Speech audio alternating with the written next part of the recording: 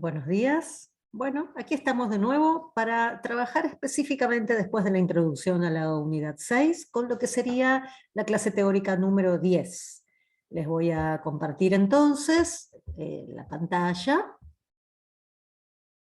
para que podamos ver, recuperar un poquito esto que decíamos en torno a cuáles son los desafíos que recorren esta unidad número 6, que tiene que ver con algunas preguntas que vamos a ir recuperando a partir del trabajo específico con los distintos autores y autoras que vamos a trabajar en esta clase número 10. Acá les presento los contenidos de la 10 y de la 11, ¿sí? Para que ustedes vean cómo se va a componer todo el recorrido completo. Ustedes tienen por cronograma que en la clase número 10 trabajamos específicamente la demanda cognitiva del trabajo escolar y su relación con el fracaso escolar masivo, con la educabilidad, con volver a problematizar esto que ustedes traen ya de trabajo, de todo el trabajo en la materia que vienen haciendo, que seguramente si están iniciando o si están promediando sus trabajos de campo, irán viendo cómo algo de esto se traduce en entrevistas, en situaciones que recorren en los distintos aspectos de las instituciones que ustedes seguramente estarán encarando, ¿sí? Aquí hay, vamos a tomar un autor que es Ángel Rivière, que en diálogo con el programa psicológico de Lev Vygotsky va a pensar y va a proponer un esquema de construcción de lo que sería, digamos, los conceptos que el trabajo escolar va requiriendo, categorizando algunas funciones de pensamiento, algunas funciones mentales, ¿sí?, que nos permiten dilucidar algo de esto que decíamos en la introducción en torno a los debates de cuáles de esas funciones están previstas y provistas por la filogenia y cuáles por la ontogenia, y cómo recuperar ahí algunas preguntas de estas cuestiones que a veces aparecen en el sistema educativo expresadas en frase como lo que los chicos pueden o no pueden, ¿sí? Y qué hacer con esas aparentes o no tan aparentes limitaciones o potencias que se expresan en las formas de pensar y de adquirir conocimiento. También eso implica volver a mirar y recuperar la potencia de algunos conceptos vygotskianos, particularmente el de zona de desarrollo próximo, para pensar las interacciones que producen desarrollo. En este sentido, van a ver ustedes que tienen aportes conceptuales que actualizan la idea de zona de desarrollo próximo para pensarla en contextos más actuales. Y en ese sentido vamos a tomar particularmente también algunas cuestiones en torno a la escuela media. Ustedes las van a ver tanto en un poquito en teórico y un poco en prácticos, para que puedan problematizar situaciones vinculadas al escenario educativo actual.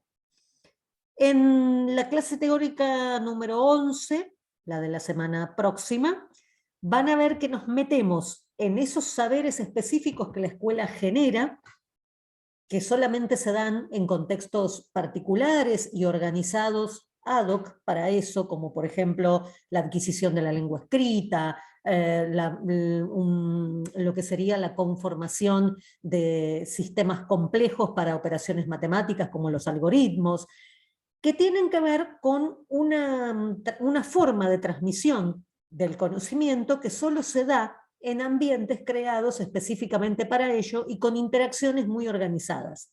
Esas interacciones organizadas, intercambios discursivos que se dan entre pares, entre estudiantes y docentes, y que también tienen que ver con la selección y organización temática que se hace desde lo que se llama gobierno educativo o gobierno de la educación, van conduciendo los procesos de desarrollo en determinadas direcciones. Y eso también es algo para problematizar y para vincular con el carácter político de la educación que venimos situando desde la hora cero en esta materia. Entonces vamos a ir a los dos textos que nos competen en esta clase 10.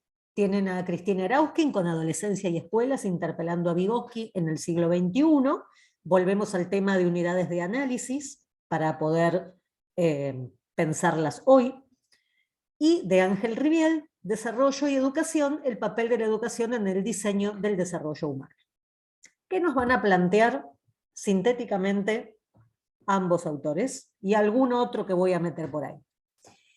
En el texto de Cristina Erauskin, ustedes van a ver que presenta categorías construidas por Vygotsky desde el enfoque psicológico y educativo para pensar a estas adolescencias que a veces se nos presentan desde los discursos como problemáticas, ¿no? Esas adolescencias que parecen no interesarse, no participar, no aprender, no estudiar, no sostenerse en la escuela media. Los conceptos vygotskianos que aquí aparecen nos van a volver a poner en el centro de la escena a las propiedades de la situación educativa. ¿Qué tiene de enriquecedor? ¿Sí? ¿Qué concepciones que nos aporta la teoría de Vygotsky, particularmente el concepto de zona de desarrollo próximo, para poder tomar distancia de la lógica individualizante, patologizadora del adolescente, aplicacionista, y poder ir hacia la concepción de un sistema educativo que se piense más interactivo, más situacional, con más niveles de implicación y fundamentalmente, como el mismo Vygotsky lo propone, donde la vivencia y la afectividad no estén separadas de la construcción de conocimiento formal. Este texto nos va a invitar a pensar específicamente en eso.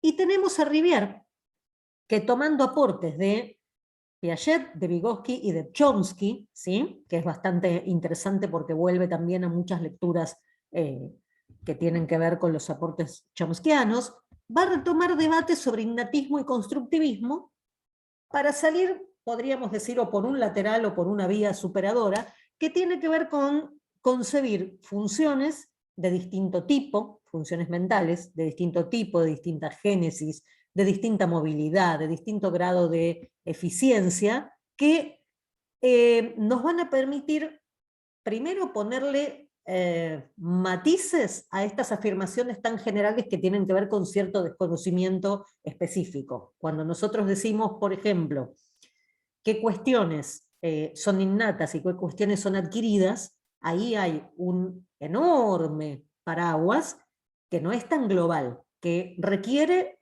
apreciaciones bien puntuales y bien específicas y conocimientos también específicos. Entonces, lo que hace Rivière es, tomando tanto la psicología como la neurobiología, distinguir qué, digamos, qué aspectos son susceptibles de ser modificados por la educación y en qué medida, en qué mayor o menor medida, ¿sí? Entonces, analiza el desarrollo humano desde el nacimiento, como les decía, tanto en aspectos psicológicos como neurobiológicos, caracterizando la influencia de la cultura y de sus artefactos en lo que él llama específicamente funciones mentales de tipo 3 y de tipo 4, las que suponen un alto grado de conciencia, de control metacognitivo, de simbolización y otras características específicamente humanas. Vamos a meternos primero en Vygotsky, en Rivière entonces, ¿no?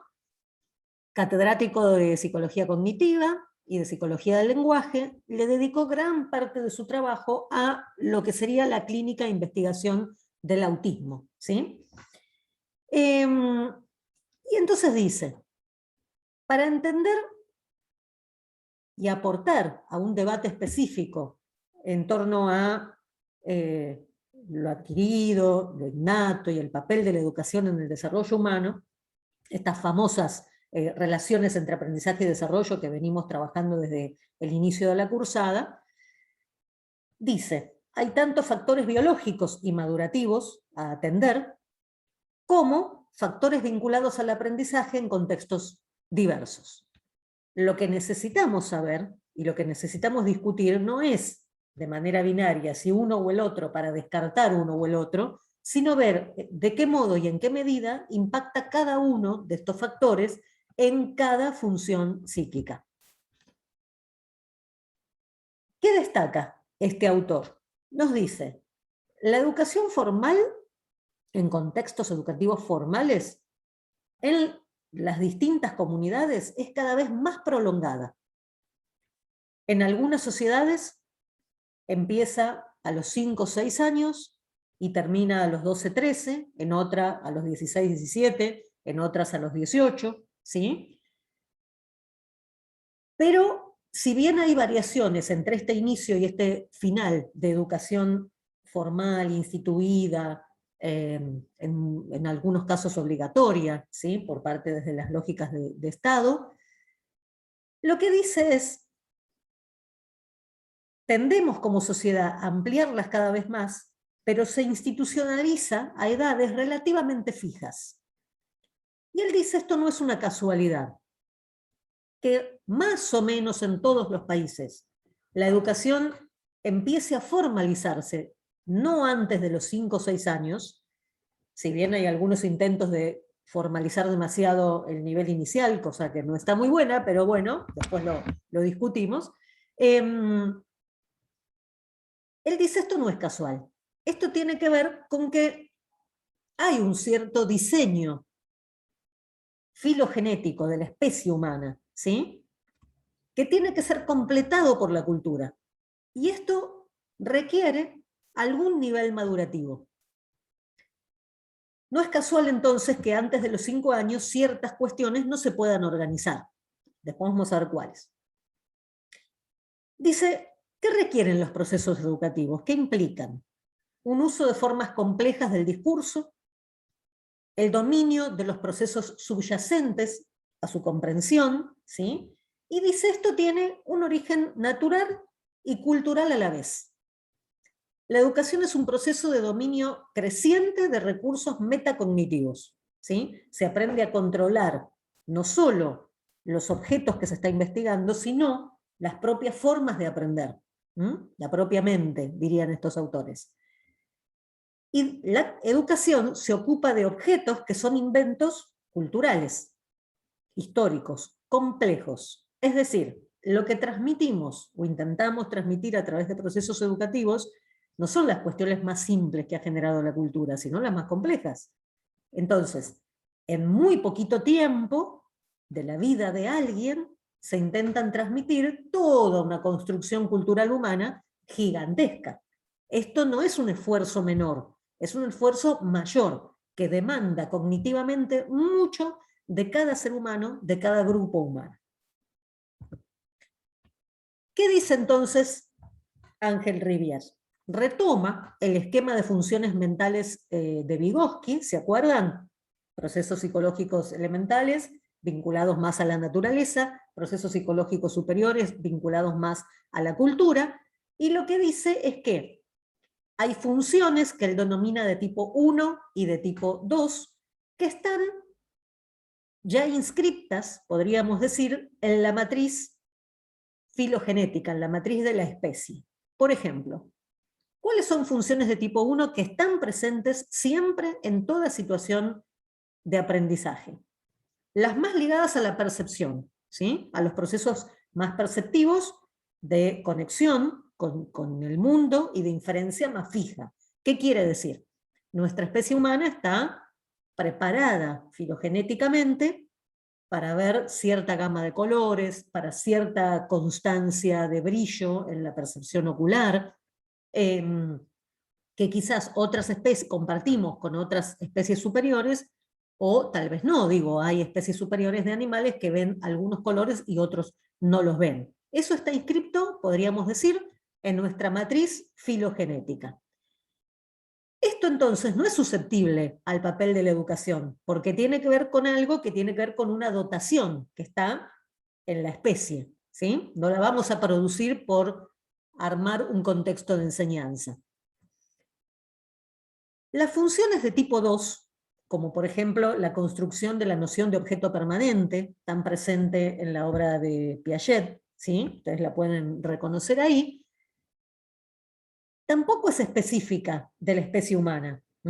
Él trae un ejemplo en el texto, cuando lo lean van a ver que es muy claro, que dice que si un felino no tuviera una construcción de objeto permanente, bastaría con que una presa se ocultara detrás de un árbol para que ya la perdiera de su mente y no tuviera que buscar para comer, ¿sí? O sea que hay cierta construcción de un objeto permanente que también está presente en especies no humanas, pero la compartimos entonces con otras. ¿Qué quiere decir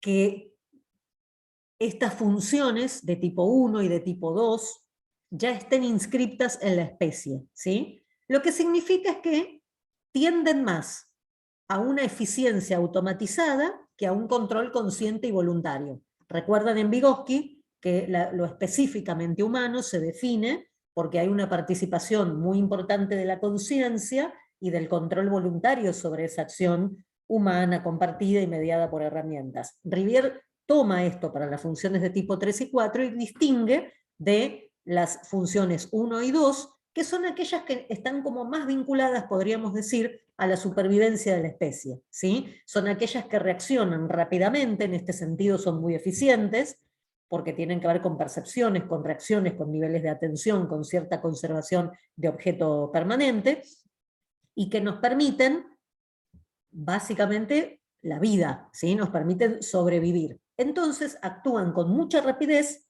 con mucha eficiencia, con mucho nivel de automatismo, y con muy poco nivel de conciencia. No necesitamos hacerlas conscientes, por el contrario, necesitamos que actúen sin que estemos dudando, decidiendo y haciendo todo este tipo de operaciones mentales que son más propias de otro tipo de función. Pero están presentes todas en el momento de aprender. ¿Qué pasa entonces con las funciones de tipo 3 y de tipo 4? También, digamos, estas se corresponden con lo que serían los procesos psicológicos superiores en Vygotsky. Vamos a ver que las de tipo 3 se asemejan más a las rudimentarias, a los procesos psicológicos superiores rudimentarios, como el caso del habla que pone Vygotsky, y las tipo 4 se corresponderían más a los procesos psicológicos superiores avanzados. Ahí hay bastante similitud entre la obra de Rivière y la de Vygotsky, y podríamos decir, cuando hablamos de estas funciones, vamos a ver que sí son específicas de la especie humana, más conscientes que eficientes, a diferencia de las anteriores, solo se dan en contextos de crianza, requieren de la vivencia compartida, como no están tan ligadas a la supervivencia de la especie, no tienen un fin específico, no responden a garantizar un fin específico, sino que tienen como una variabilidad. Las de tipo 3, el lenguaje, la comprensión del discurso, ¿sí? Suponen inferencias de la realidad más flexibles. ¿Qué quiere decir? Se basan, se apoyan en las anteriores, requieren, por ejemplo, de la percepción, pero luego uno puede, digamos, tener como una percepción directa más vinculada a las funciones de tipo 1 y de tipo 2, que son las que nuestros sentidos perciben, pero luego hay una decodificación que sí tiene que ver con la cultura.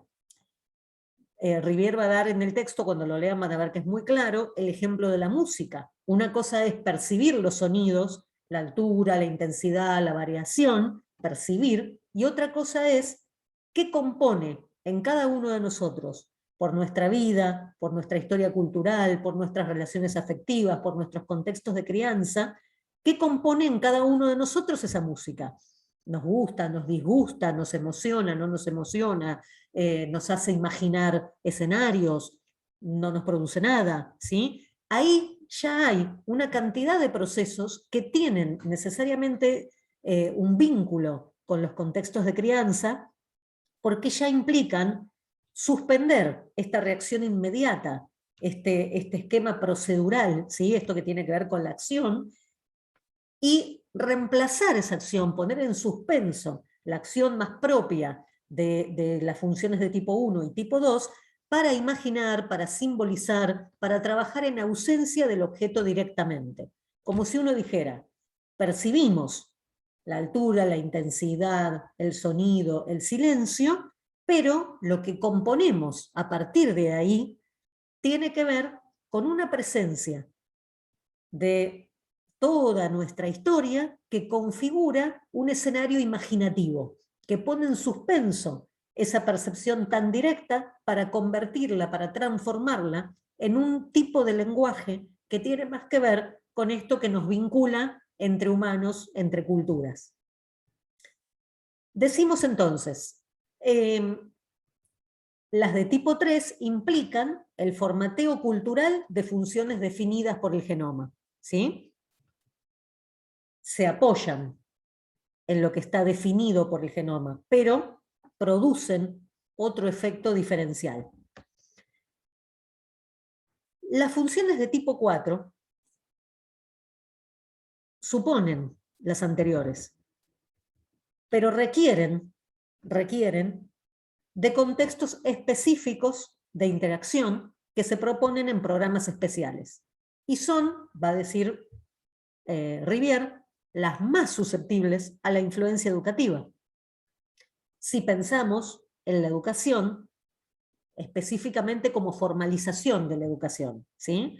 Claro que las funciones de tipo 3 también tienen que ver con la educación, porque tienen que ver con las interacciones humanas, pero en las funciones de tipo 4 estamos hablando de construcción de objetos culturales de transmisión específica.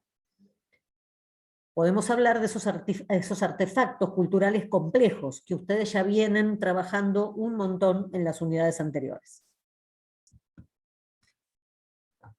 ¿Cuándo se organizan? Esto es muy interesante en la obra de Rivière porque nos permite volver al debate. Si bien todas están presentes en lo que sería, digamos, un acto educativo, una situación educativa, tienen muchas diferencias de funcionamiento, de origen, de organización temporal y de dependencia de la conciencia y del tipo de atención que exigen. ¿Cuándo se organizan temporalmente estas funciones? Las de tipo 1 y 2 en los primeros 18 meses de vida, las de tipo 3 entre los 18 meses y los 5 años de edad. Ahí está muy, muy fuerte y es muy central la presencia de la fantasía, ¿sí? de la fantasía constructiva, imaginativa, es muy importante básicamente en esta etapa, y espero que a lo largo de la vida también les parezca que lo es. Y las funciones de tipo 4 son estas que explicábamos al principio, las que tienen que ver, es un periodo definido ya más culturalmente, y se organiza entre los 5 y los 15, 16 años específicamente esos niveles de formalización. Claro que uno tiene tiempo durante toda la vida de seguir desarrollando funciones, y también sucede que a veces son las funciones de tipo 4, más declarativas y más formales, las que obligan a generar funciones de tipo 3. ¿Sí?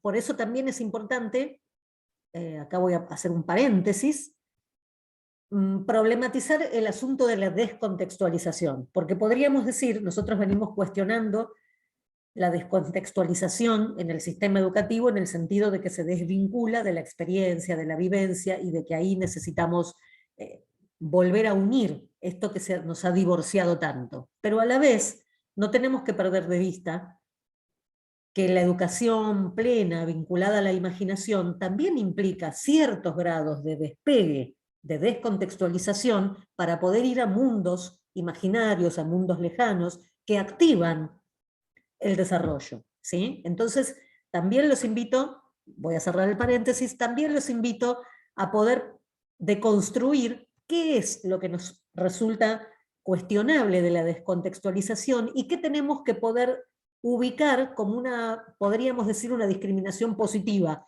de la descontextualización en el sentido de la imaginación creadora.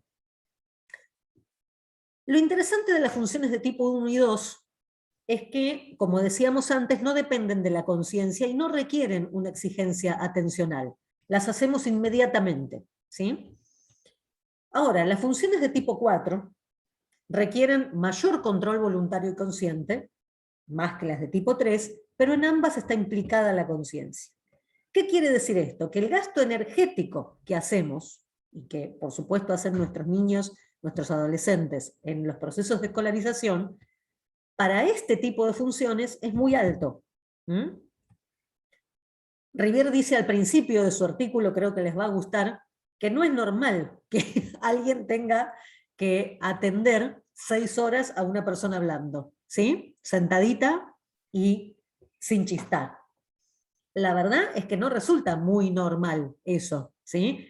En términos de control atencional, además de todo lo que está sucediendo de manera imperceptible, todo lo que tiene que ver con la percepción inmediata que también está sucediendo, con la percepción del entorno, con lo que tiene que ver con lo que hacen nuestros ojos, nuestros oídos, nuestra piel, que también están participando en las experiencias educativas, si bien eso ocupa menos porción de energía, está ocupando una pequeña porción.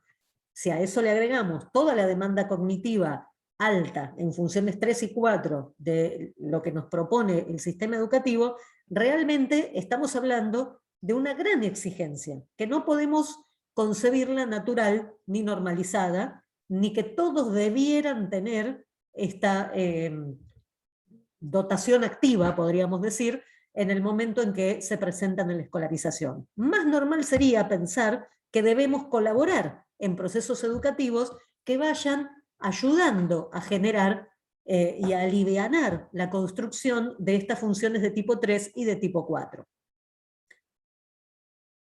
Fíjense que en la educación formal, el tipo de problema por el que nos refieren demandas muy habitualmente tiene que ver con aquellos estudiantes, aquellas estudiantes que no llegan a desarrollar las funciones de tipo 3 por distintas cuestiones, algunas más, decíamos, más vinculadas a la dotación previa neurobiológica, que pueden ser restricciones para el aprendizaje, y los que tienen dificultades en las funciones de tipo 4. Ahora bien, puede haber múltiples razones por las que estas dificultades en las funciones de tipo 3 y 4 aparecen, y no todas están apoyadas en déficit en la dotación neurobiológica, ¿sí? Esto es importantísimo para nosotros, educadores, educadoras y trabajadores desde la psicología para la educación.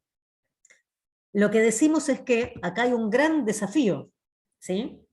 Y es que, como dice Rivière, concluyendo, la mente humana tiene una geografía, es muy interesante la palabra geografía, sumamente heterogénea, ¿sí? Hay capitas filogenéticas, ontogenéticas, todas ahí mixturadas que necesitamos desagregar, que necesitamos entender para poder ver de qué hablamos cuando decimos que observamos cierta restricción en las funciones de tipo 3 o 4, ¿sí? También dicen todas las funciones que intervienen en el proceso educativo, todas están presentes, ¿sí? Pero no todas son susceptibles de la educación formal.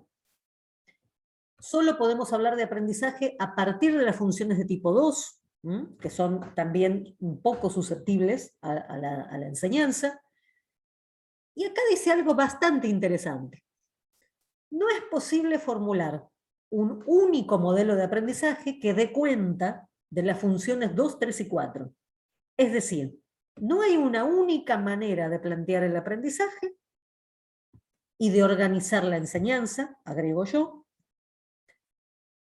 que trabaje a la vez con todos estos planos superpuestos y mixturados en la geografía de nuestra mente, ¿sí?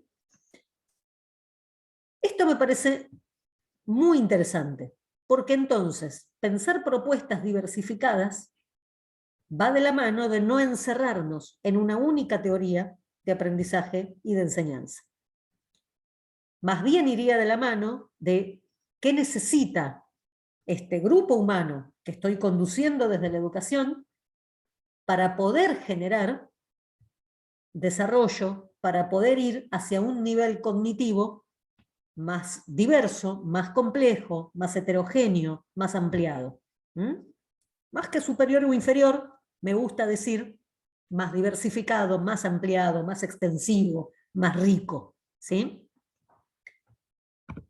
Ahora bien, ustedes recordarán que en la primera presentación de la unidad 6 yo les decía, no toda teoría de aprendizaje, no toda propuesta de enseñanza convive en el marco del posicionamiento ético y político que garantiza trayectorias situadas, acompañadas, inclusivas, ¿sí?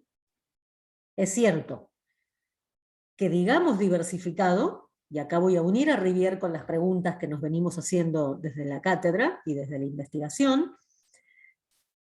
que digamos que tiene que haber, y adhiero a lo que dice Rivière, propuestas de aprendizaje y de enseñanza variadas, no significa que toda teoría y que toda práctica de enseñanza, y mucho menos de evaluación, sirva o sea acorde a un trabajo escolar que entrame la demanda cognitiva en una pedagogía situada, respetuosa, diversificada, transformadora, que haya intervenciones psicoeducativas acordes con estas concepciones que venimos trabajando no patologizantes de las infancias, adolescencias y juventudes, ¿sí?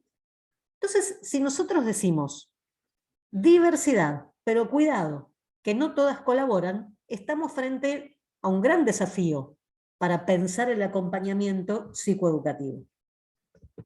Acá voy a retomar entonces una afirmación que hace Ricardo Vaquero en un texto que se llama Los saberes sobre la escuela, acerca de los límites de la producción de saberes sobre lo escolar. Y él dice, hoy la escuela tiene un doble desafío, que es la necesidad de atender a la vez a la especificidad situacional de la producción de conocimientos en sentido estricto, ¿sí?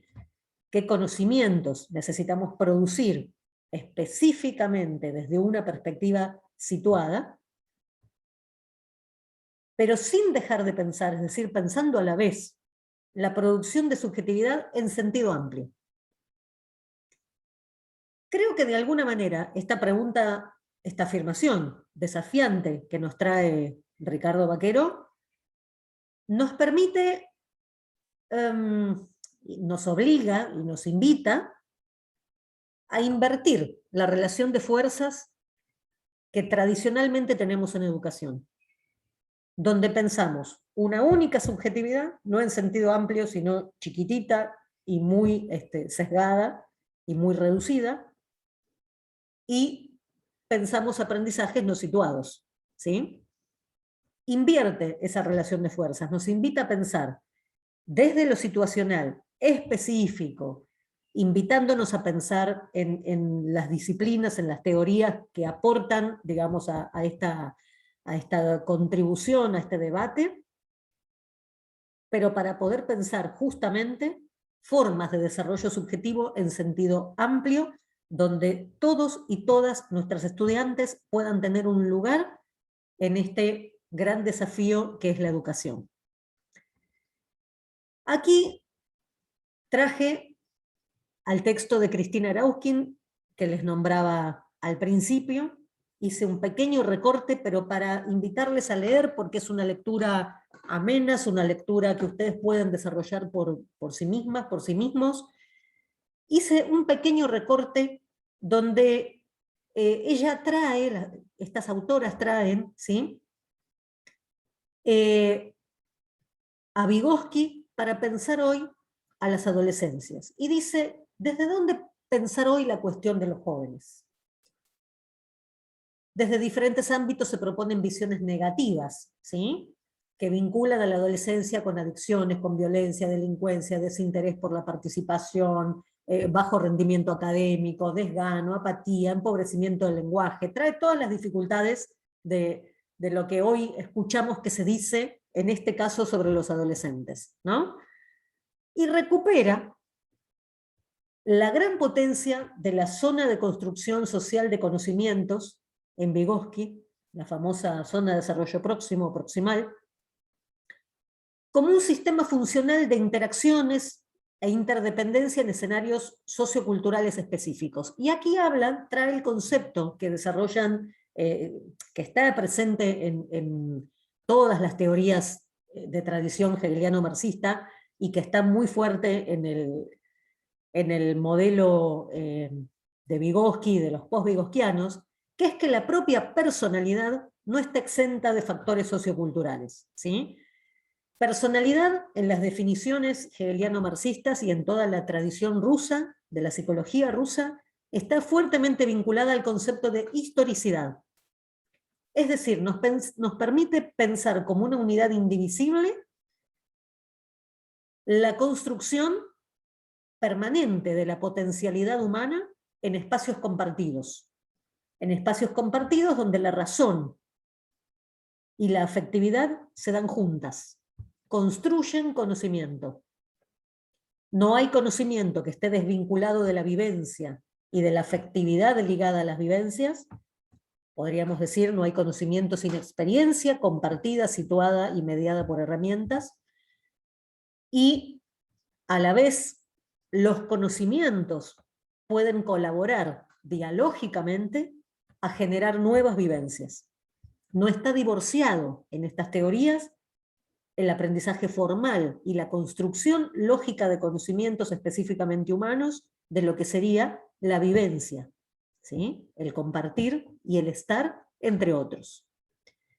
Por eso incorporé aquí una autora que ustedes no tienen como bibliografía de la cátedra, pero que les invito a recorrer, que es Beatriz Giamín, que viene trabajando, la deben conocer de otras asignaturas de la carrera,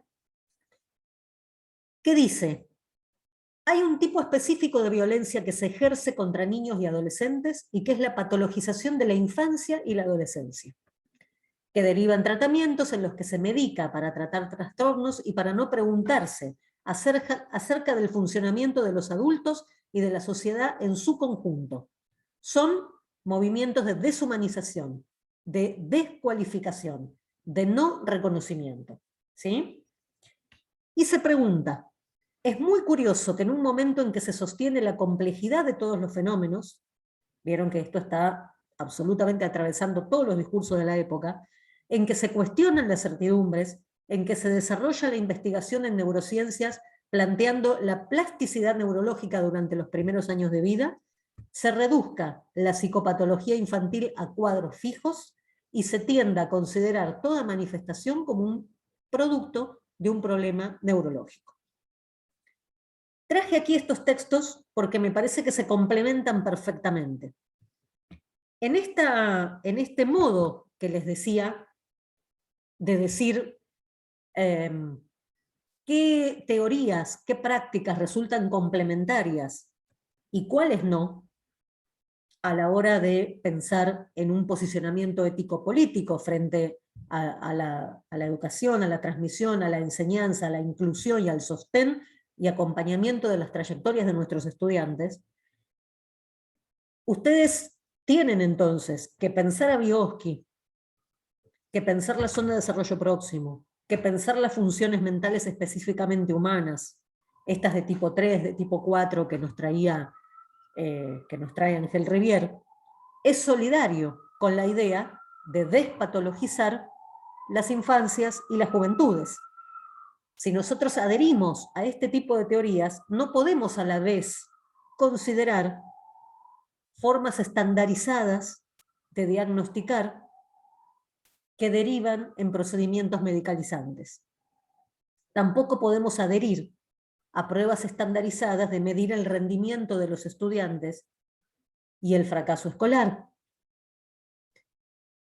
Entonces, pensar en y desde escenarios socioculturales específicos nos invita, nos obliga responsablemente, ¿sí?, a mirar nuestra experiencia educativa, y particularmente transitando una pandemia, donde el encuentro, donde la posibilidad de hacer zona de desarrollo próximo, necesita una actualización más, ¿sí? Ustedes dirán, ¿cuántos temas más querés abrir, profe? Pero podríamos decir, si ya veníamos diciendo que hay una tensión en las formas de enseñar y de aprender que se proponen en el dispositivo escolar clásico y que necesitan revisarse, si ya veníamos pensando en términos de transitar hacia una experiencia educativa que necesariamente implica desarmar las lógicas previas, no podemos seguir pensando que las pruebas estandarizadas son una herramienta apropiada para comprender los problemas de la educación.